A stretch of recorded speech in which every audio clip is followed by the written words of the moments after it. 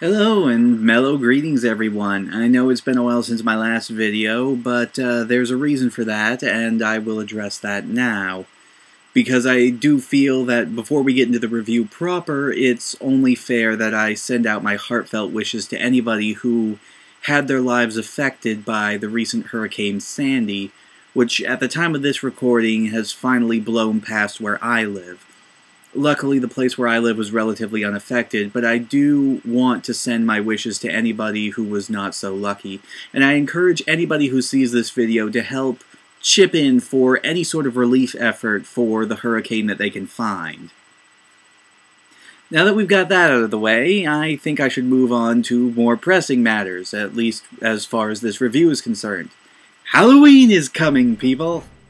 Yes, it is once again the day of the pumpkin, All Hallows Eve, and I'm willing to bet that by the time this video goes up, it'll probably already be Halloween for you.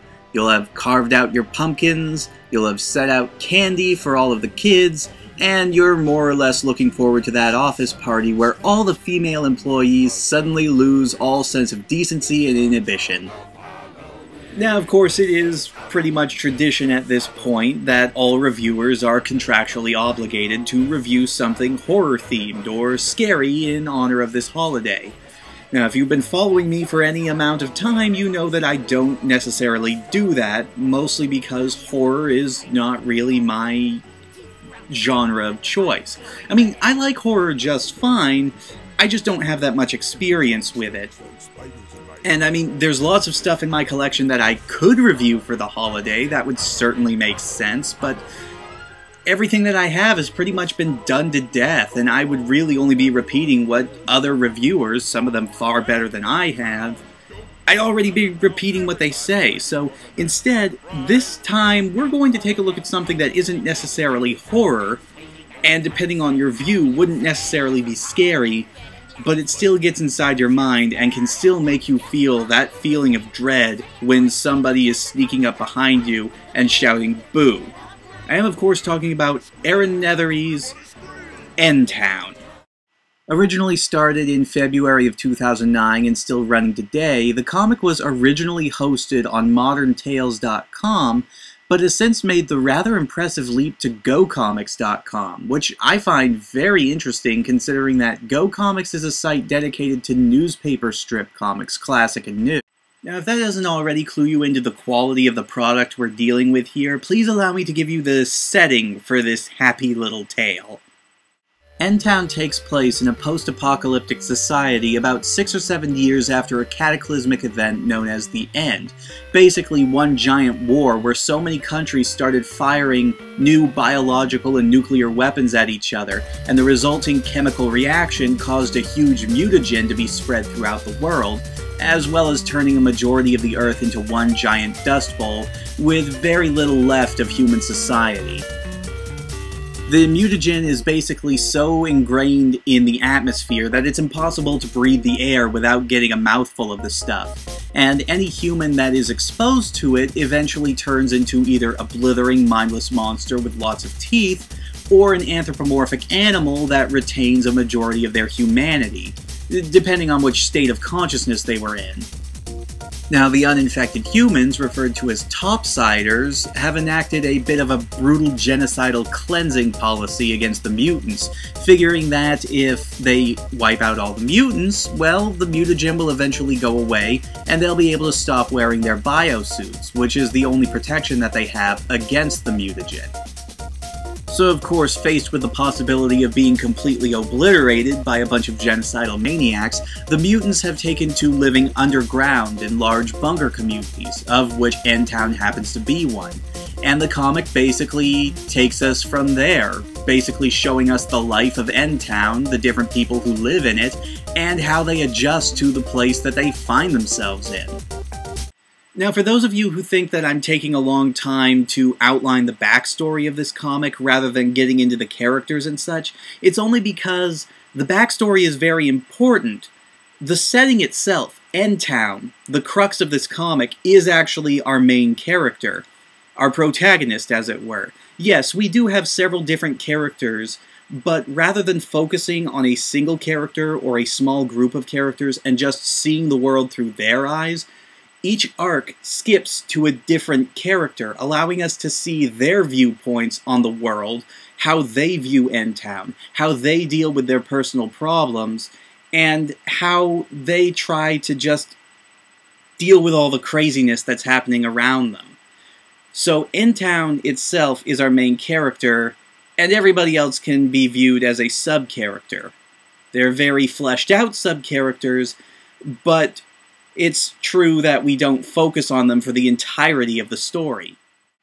That isn't to say that the characters themselves aren't important, it's just important to know that they aren't the main focus of the story. Endtown is. The comic takes these characters, gives them an arc, and then usually does not linger on them. It doesn't try to force more development where there isn't any needed.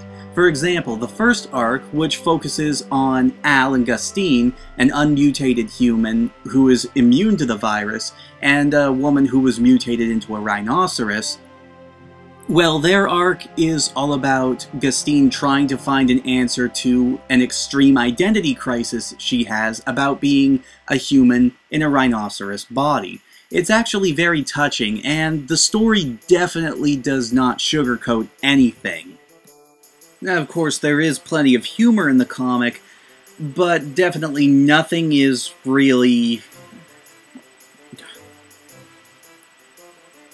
Now, while there is plenty of humor to be found in the comic, pretty much every strip ends with a lighthearted bit of banter, even in the darkest moments, this comic has a bit of a dark sense of humor, and it should be noted that in most cases it is a very dramatic and tragedy-heavy story, really. It just doesn't sugarcoat anything for you, but that makes it believable.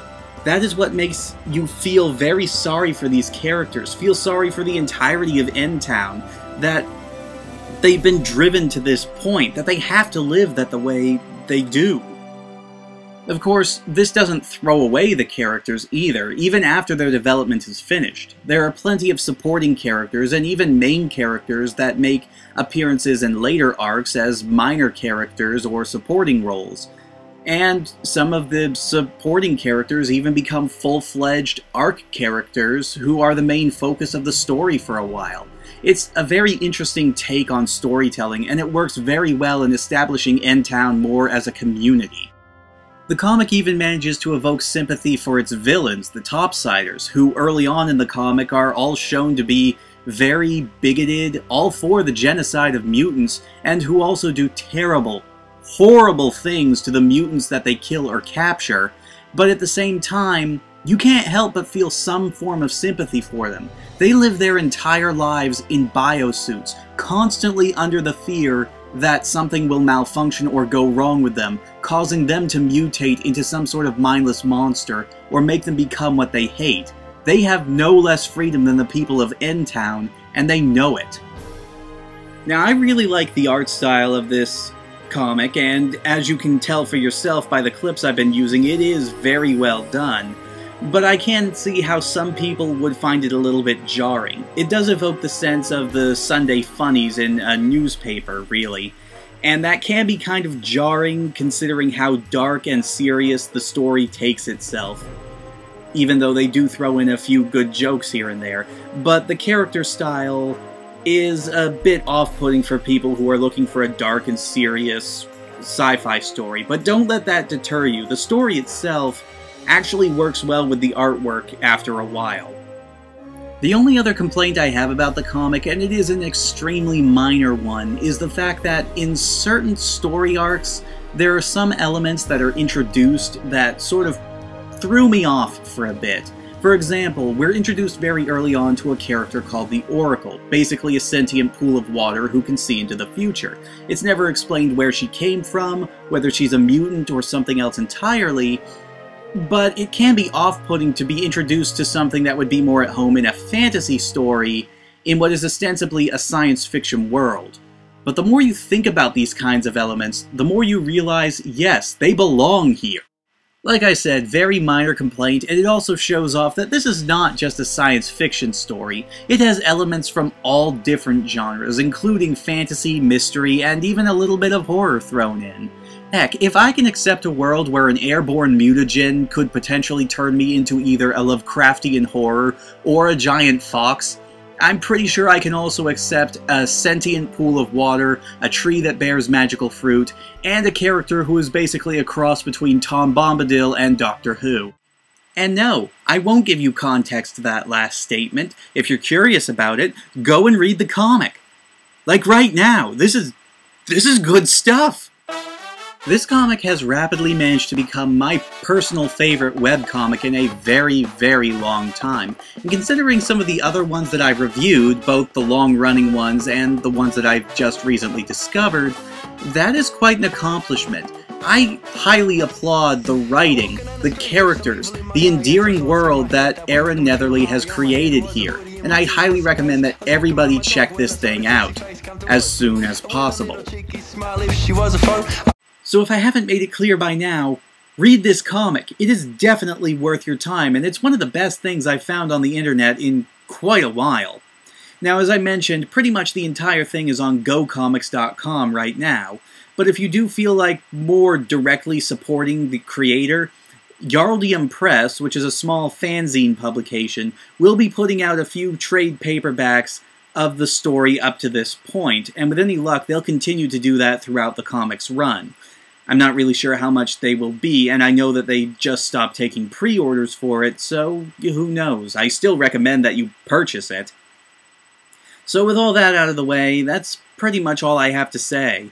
Except, I hope that you all have a safe, spooky, and happy Halloween, and here's hoping that by the time Turkey Day rolls around next month, we all won't be delirious from stress.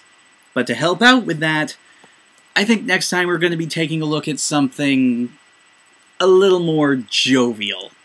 I'll see you all next time.